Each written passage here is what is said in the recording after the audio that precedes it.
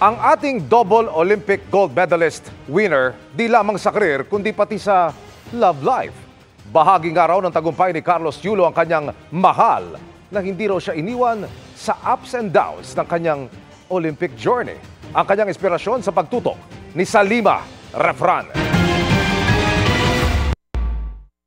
Sa likod ng matamis na panalo ng ating double Olympic gold medalist na si Carlos Yulo, ay ang isang espesyal na taong nagsisilbi niyang takbuhan at pahinga pagkatapos ng laban. Good job, mahal, and thank you, Lord.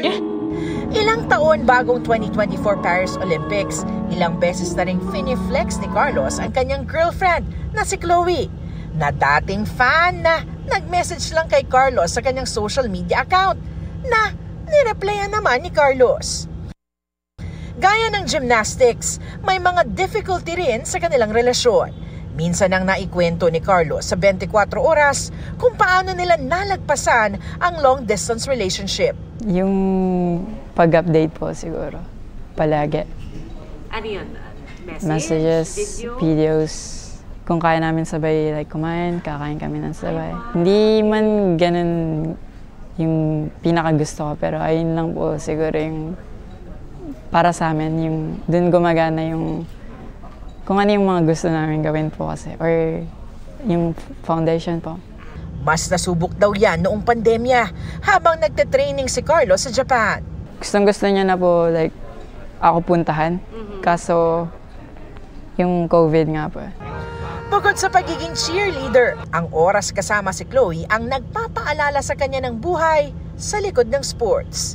Ilan sa kanilang bonding, food trip, pasyal, at TikTok.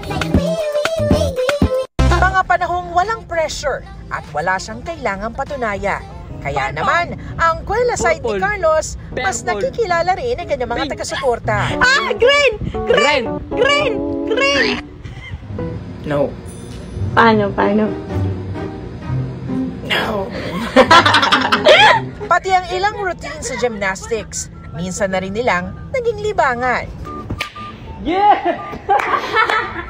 Ang pagiging kalog daw ni Carlos, isang araw sa mga na-discover ni Chloe. Sa una, super mahihain niya lang po talaga. Pero when you get to know him more, super ingay. Ingay din po, super fun, super funny, ganyan. Super fun to be with. Sobra po, yeah. Super corny, wag jokes, ganyan. Ganyan po. Opo, sobrang nakakatawa siya outside of all the... Nakatulong ito sa pagiging positibo ni Carlos hanggang sa gymnastics. Siyempre, kay mahal. Sana all may mahal. Na hindi dibdibin ng bawat bagsak. Lalo't may mga sasalo naman sa kanya. Sa lahat, ups and downs, nandun siya palagi para sa akin, para suporta. Grabe yung motivation na binibigay niya sa akin, yung suporta. Mahal na mahal ko siya. Para sa GMA Integrated News, Salima Refran, nakatutok 24 oras.